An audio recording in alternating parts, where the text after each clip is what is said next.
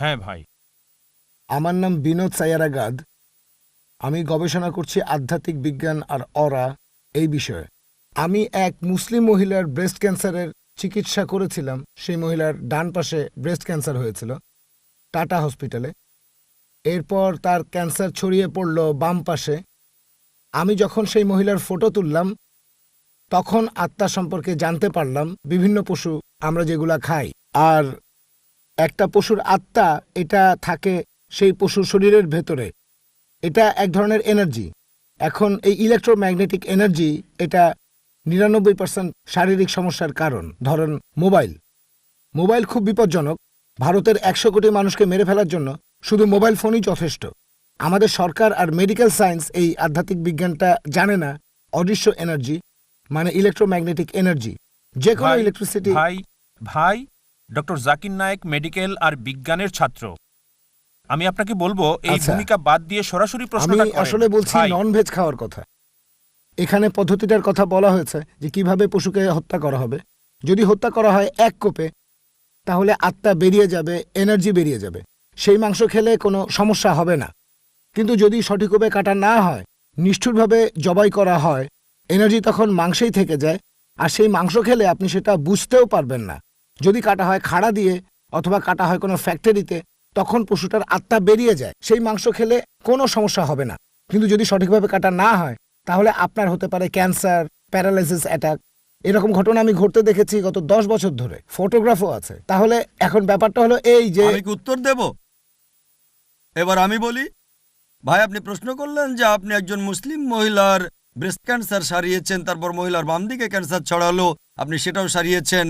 তারপর আপনি বললেন কোনো পশুকে তাৎক্ষণিক হত্যা করলে আত্মা বেরিয়ে যায়। যদি নিষ্ঠুরভাবে পশু হত্যা করা হয়, আত্মা থেকে যায়, তখন সমস্যা হয়, ক্যান্সার হতে পারে। এক কথায় ভাই, আপনাকে আবার অনুরোধ করছি, আপনি জয়েন করতে পারেন টাটা মেমোরিয়াল ক্যান্সার হসপিটালে। আমি কয়েকজন ডাক্তারকে সেখানে চিনি। আমি আপনাকে বলতে পারি, ভারতের সরকার একটা আইন করেছে, ড্রাগস অ্যান্ড ম্যাজিক রেমেডি 1954। সেখানে বলা হয়েছে যে অনেক অসুখের কোনো চিকিৎসা নেই। সেখানে কোনো কিছুই বলা যায় না, আর এটা হলো ৯৯%। এখন আমি যেটা বলতে পারি, আপনার প্রশ্নের উত্তরটা দিইনি, এখনো ৫ মিনিট আছে, অন্য লোকদেরও সুযোগ দিতে হবে। আগে প্রশ্নের উত্তরটা দিয়ে নি।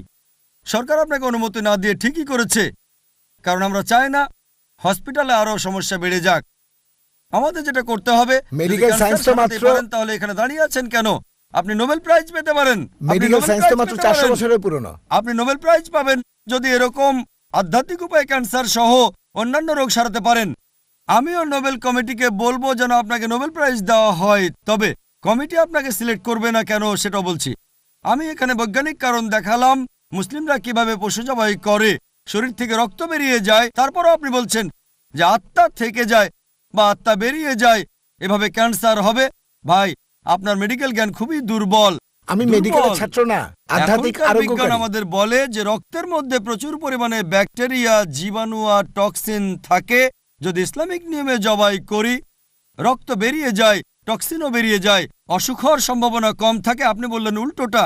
আপনি কোন বিজ্ঞান সম্পর্কে বলছেন বুঝতে পারছি না। আমি একজন মেডিকেল ডাক্তার, আমার MBBS ডিগ্রি আছে, আর কোরআন বলছে সূরা নাহল অধ্যায় নম্বর 16 আয়াত নম্বর 43 আর সূরা আম্বিয়া অধ্যায় 21 আয়াত নম্বর 7, ফাসআলু আহলে যিকরি ইন কুনতুম লা তা'লামুন। যদি তোমরা না জানো তাহলে জ্ঞানীদেরকে জিজ্ঞেস করো। এটা হচ্ছে আমার স্পেশালিটি। আপনি নিজের ইচ্ছে মতো যা খুশি করতে পারেন, আপনি যেমন খুশি প্র্যাকটিস করতে চান। তবে আমি বৈজ্ঞানিক কারণ দেখাচ্ছি যে কেন এটা করি, আর সেজন্য ইসলামিক নিয়মে জবাই এটা অনেক ভালো, এটা অনেক বেশি স্বাস্থ্যসম্মত, মাংসও টাটকা থাকবে অনেক সময় ধরে। আশা করি উত্তরটা পেয়েছে।